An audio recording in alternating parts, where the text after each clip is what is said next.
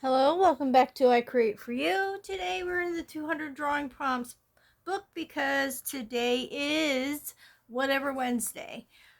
Alright, so the prompts we did last week were Labyrinth and the Kraken.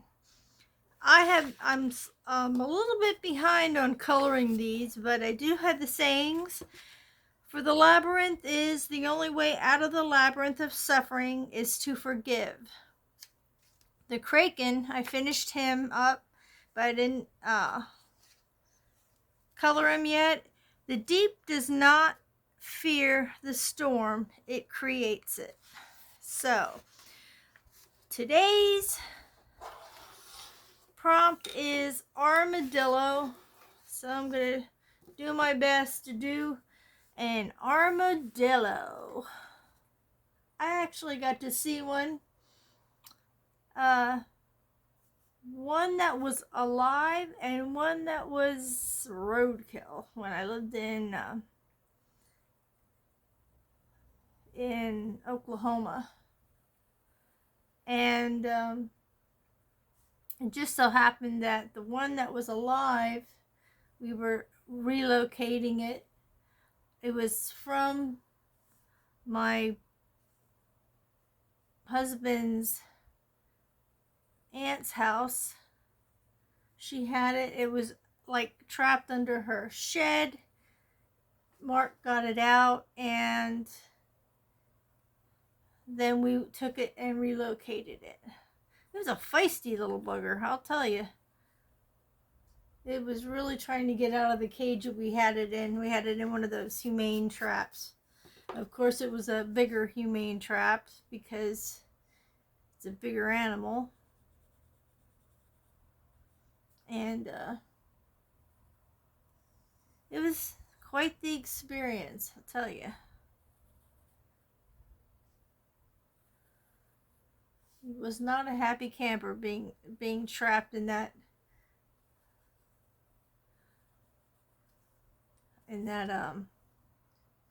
humane cage.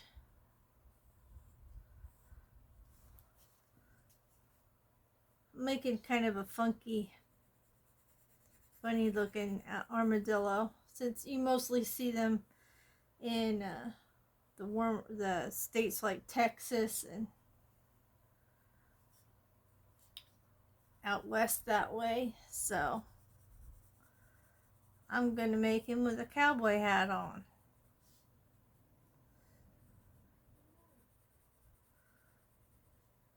Why not?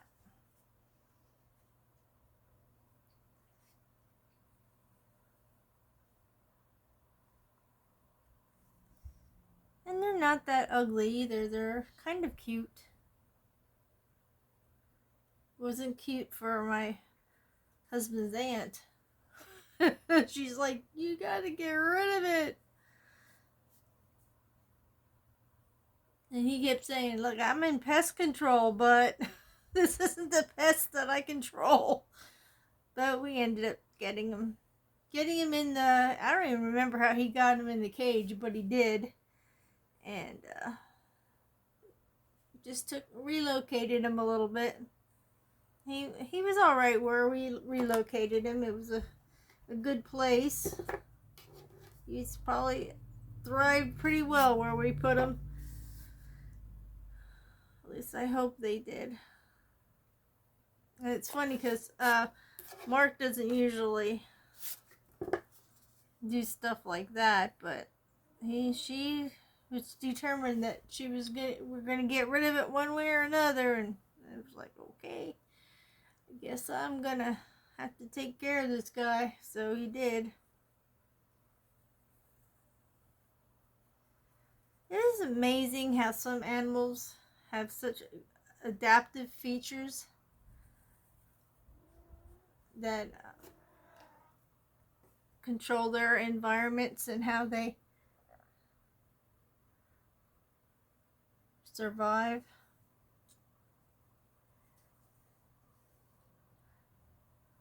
I always wondered who got the job of naming these animals, because as they were discovered, they had to be named, you know. This one kind of fits this animal, armadillo, because it's like armor that they have. So that was a good name for this guy.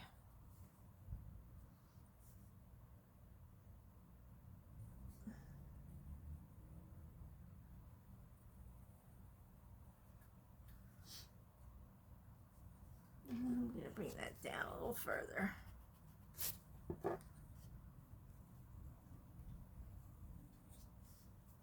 I wasn't so sure I was going to be able to videotape today. My phone was having issues. And so I had to I am not tech savvy one bit. I mean, I can try to manipulate my phone and stuff to help me out when I'm trying to do something and something doesn't work. I eventually get it, but till I get to that point, it is frustrating as heck. And this morning was one of those days. I'm like, what the heck is going on? First of all, I always print out a reference photo to use when I'm doing these prompts. And so I wanted to also be able to do the wording for the other prompts. And all of a sudden my phone decides it's not going to print. It's not going to communicate with my printer. So I'm like, okay, this is not going to work today. We can't have this. But I was able to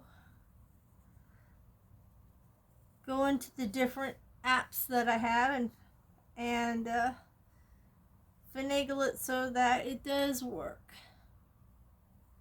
I just wish I knew how to get rid of all the pop-ups that are coming on my phone that are driving me insane. That's one thing that I wish I was closer to my son, because he's good at that stuff. And then I was like, well, if all else fails, we're going to try to figure out how we can find something to do today. And last night I decided I was going to paint some rocks, so I got some rocks done and I had some more to do. So I thought, if all else fails, that's what we were going to be doing today. But I was able to get my phone to connect to my printer, and here we are. It was saying something about my data usage and stuff, and I'm like, well, you know what? That makes absolutely no sense, because I do the same type of data usage every month. So it's not like I'm overloading it this month any different from last month or the month before. So whatever issues you're having here, I don't know what they are, and they better stop. And it worked out. I'm good. So I'm glad I got it to go. I'm kind of proud of myself for doing it on my own, but in the same respect, it's annoying sometimes when I have to try to figure stuff out and I know nothing about nothing when it comes to my phone or any kind of computers or anything like that. And here's the funny thing. When I graduated from high school, my mom decided, she says, look, we'll pay for your college, but you have to go to school for what we want you to go to school for. And at the time, I really didn't have the money to pay for my schooling, my college. So it's one of those, okay, I guess, what do you want me to go for? And at the time, okay, I graduated in 82. So at the time, computers were just evolving, I guess. We had the home computer, and so I how can I put this? All my life, my mom lived vicariously through me. She always wanted to play the piano, and what did she do? Instead of taking lessons herself, she had me do. She had an organ, one of the little organs, that has all that fancy stuff at the time that you press buttons and it makes certain kind of noises in the background and make you sound like a professional player. And so anyway, my mom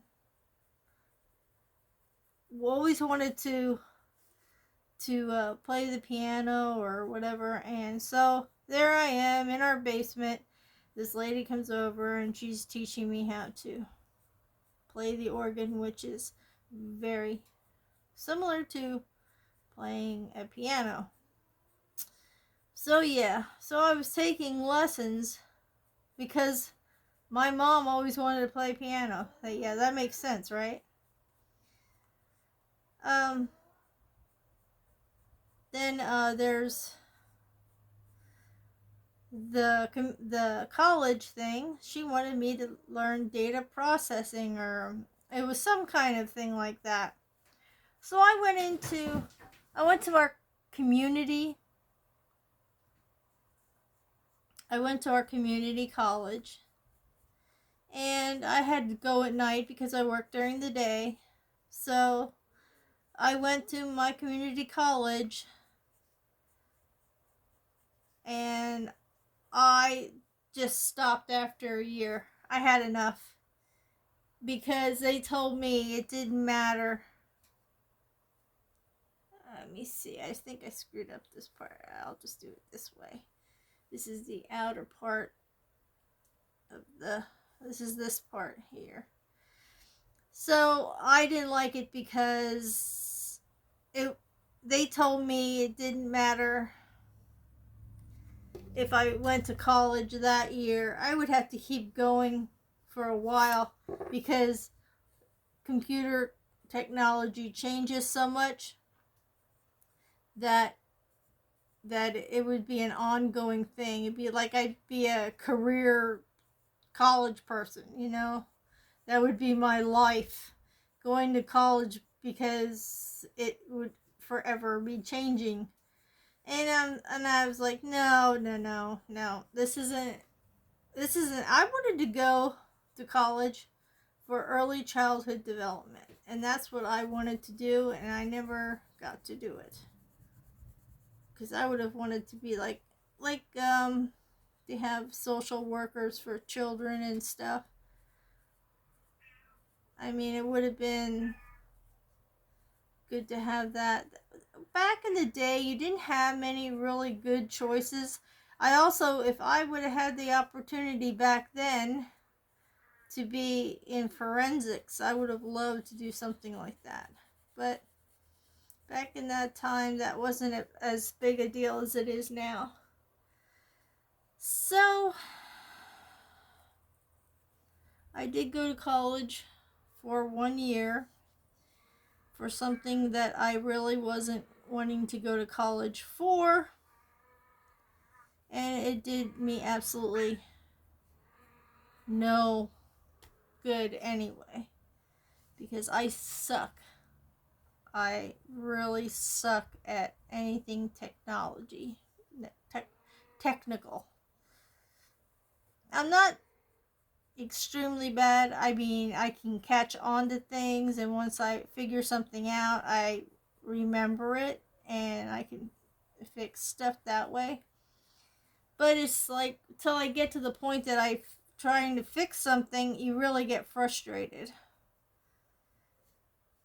So, yeah. So that was my extent of my technical training. Then later on, I was a first responder on our ambulance crew here in Hamburg, and they take you to they pay for your training. So I went to Albright College for that at night and got certified to ride on ambulance. Did that for 2 years until I got injured at work, and an injury at my work prevented me from being able to do, like, you have to do compressions. I actually, my battle scar there from where I worked, one of the patients that I worked with the physically and mentally disabled people at our center here in Hamburg, and one of them was manic, and I was kind of like, I don't know if I don't know if this makes any sense to you, if you understand what I'm going to tell you, but I was trying to get on day shift. I got on day shift, and I was on the newbie on day shift. So I finally got on day shift, and they put me on what was called an abusive unit, where you really had to watch your back. There were guys there. There was a guy there that you literally had to stand against the wall so that he wouldn't come up and bite you in the back of your head. That was his go-to thing to do. I had another one that would just go ape crap.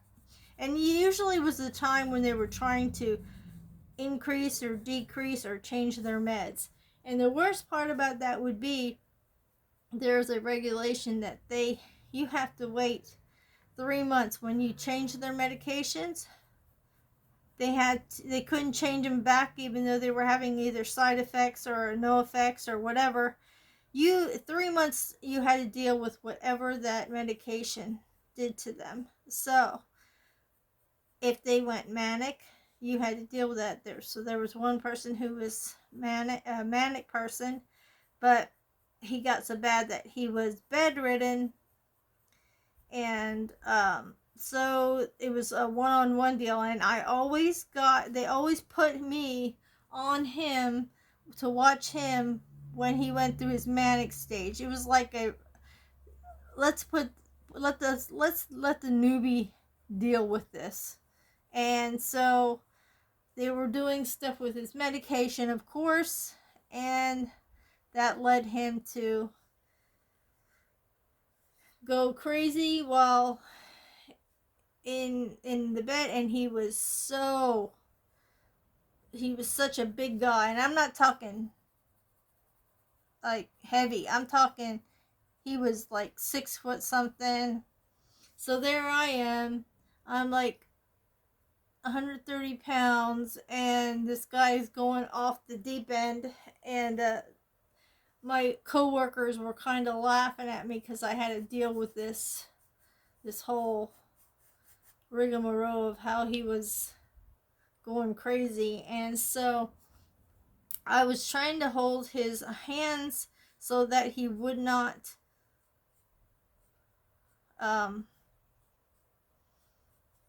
he wouldn't rip his diaper off and rip all his tubes out. There's our armadillo. I got it done. He's pretty cool looking. So anyway, when I'm holding him down, he's thrashing about, and somehow, some way, he ended up hurting my wrist.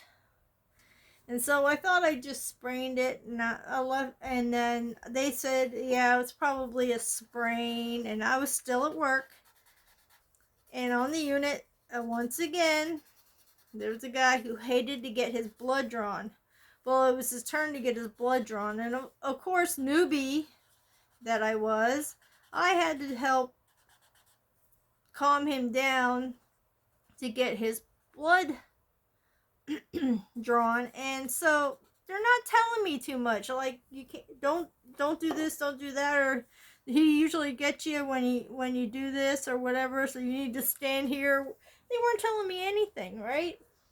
So he's in a recliner, and the lady that comes in and does the nurse comes in to draw the blood, and he's freaking.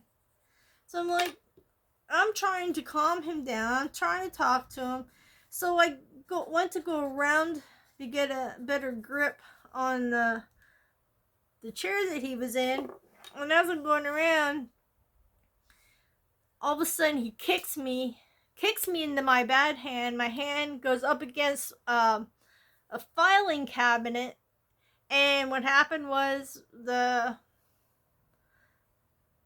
hitting of my hand on the filing cabinet somehow, some way, tore 6 ligaments in my hand. So now my hand, they tried to, and then I was working because the work said I wasn't hurt. I went like 3 months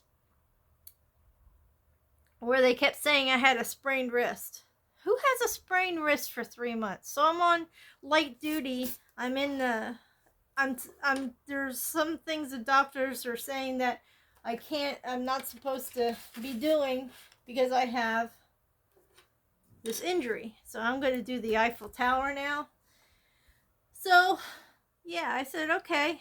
So they put me on light duty because you know how employers are. They don't want to pay you for workman's comp or anything like that. So there I am at work, and they're having me do stuff, and my wrist had just about had it. I couldn't. It took me 3 months. I found a hand specialist that I actually saw an article in our newspaper about how good he was. Luckily he was our area doctor in the hospital. So I was able to get an appointment with him. And so I got an appointment, and he said, oh my God, he said, if I would have came in earlier, I probably would have not tore all my ligaments as badly as they were, but from continued use, they were frayed. My ligaments were really bad. So he had went in there, and he said my wrist was like the worst he'd ever seen. And when it comes to torn ligaments, so I was a mess. I had to go get surgery done, and when they did the surgery, they tried to take the ligaments that were there, and they ended up trying to fuse them because the best that they could, because there was so much torn shredded mess in there from continued use. And I'm trying to make a living. I have 2 kids to support, and so here I am getting the runaround with my wrist, only to find out it ruined it. And I wish I would have been more aware of what I could have done, suing people, but I didn't. And so I wasn't able to go back to work. I couldn't do my ambulance anymore. I had to quit that, and ended up that they fired me for what they called insubordination because I didn't return to work, which made absolutely no sense when they knew I couldn't. So it made no sense. But yeah, there was a big battle. So I got a settlement from them. You know how much I got? $9,000. That's it. $9,000. And an injury that affected me is still affecting me. And that was back in the 1990s. And it still affects me. I can't straighten out my fingers totally. I don't have, this is all the further I can put my hand down compared to the other one. Yeah, so there's a lot. a lot of different things that it affects to this day. But I was young. I didn't really know what I could and could get help with, and just learned to move forward and try to work around it the best that I could. And here was the stipulation. It was a state job that I had, and I was told, they were going to give me, it was so nice of them, they were going to give me this payout, but the stipulation was I could never apply for another state job. So that sucked big time. I loved working with those people and helping them. But that's life, Things happen. Things take a turn. And you just learn to adapt, move on. And that's what I did. Adapted, moved on, and did what I could with what I had. This is just a different view of the Eiffel Tower, rather than just always the full on. I did kind of a sideways view.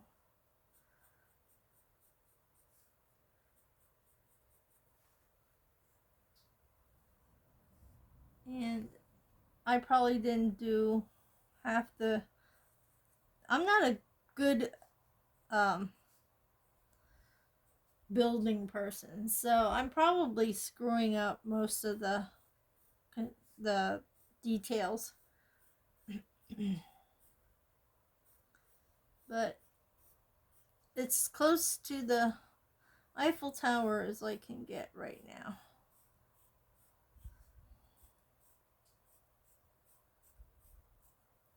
And there is my Eiffel Tower. Alright, so today we did number 64, Armadillo, and number 65, the Eiffel Tower. And the next two are Jack in the Box, number 66, and number 67 is a goblet. And there you have it. Thanks so much for stopping by today and listening to me yap. As always, I got a yapper. And please give me a thumbs up if you liked it. Subscribe if you haven't. And please keep your subscription if you have so far. And thanks so much for supporting the channel. Stay happy, stay healthy, stay creative, stay colorful, stay true to yourself, and stay kind. It matters, and so do you. And I hope to see you in the next video. Have a great Wednesday. Bye-bye for now.